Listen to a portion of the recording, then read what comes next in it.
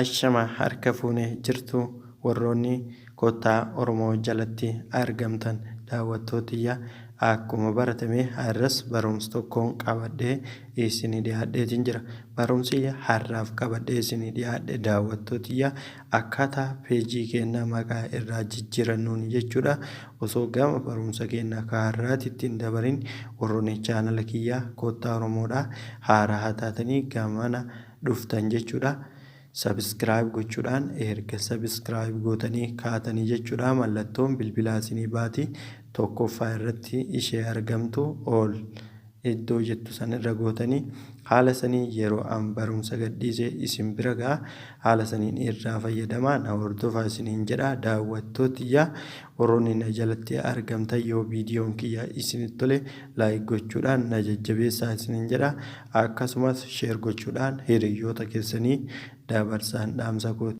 Okay, gama barumsa kiyyaa kaarraatitti isin deebiseera jechuudha. Google Kiroo keessa seenna jechuudha. Peejii keenya karaa kanaadhaan maqaa jijjiirachuudha. Google Kiroo keenya keessa erga seenne jechuudha.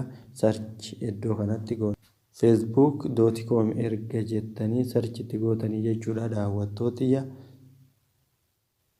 Okay, paaspoortii fi yoo lakkoofsaan banattanii lakkoofsa keessanii paaspoortii keessatti guuttanii yoo imeelaan banattan imeelii fi paaspoortii keessatti guuttan jechuudha. Gaman nageessee jira waan duraan itti fayyadamaa jiruuf. Gamana nageessee jira erga gamana isin geessee jechuudha. Facebook keessan keessa seentanii sarara sadii tana irratti dhukaastan jechuudha. Erga sarara sadii kana irra dhukaaftanii peejii keessan irra dhaqxan jechuudha.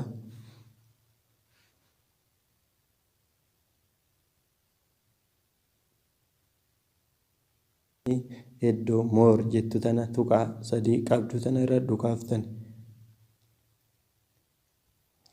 Okay, edit page iddoo jettu tana irratti dhukaastanii jechuudha daawwattootiyya.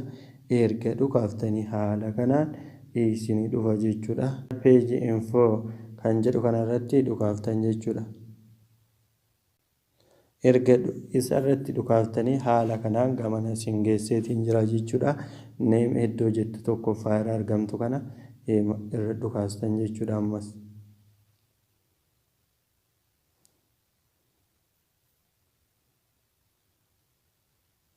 Okay, maqaa keessan kan irraa jijjiirachuu barbaadan asitti search gootan jechuudha.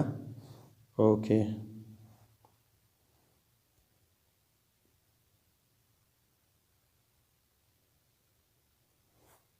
Okay, Oromoo.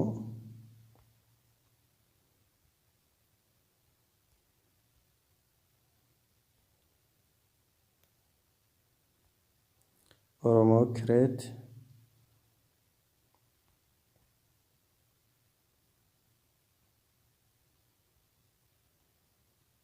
Oromoo create app. Haala kanaan erga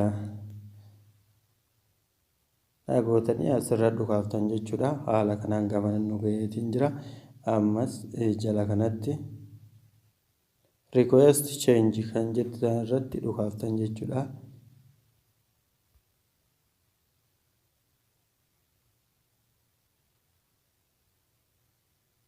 Ammas haala kanaan ol dhuftanii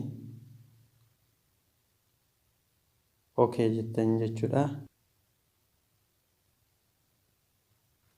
Okay, haala argitan kanaan Oromoo create app kan jedhu kanarratti jijjiirameetiin jira jechuudha. Peejii keenya jijjiiranneerra. Yoo barbaadan maqaa Facebook keessaniitiin jijjiirachuu dandeessan. Amma guyyaa biraa barumsa biraatti walitti deebinutti nagaan na jiraadha. Horaa bulaa.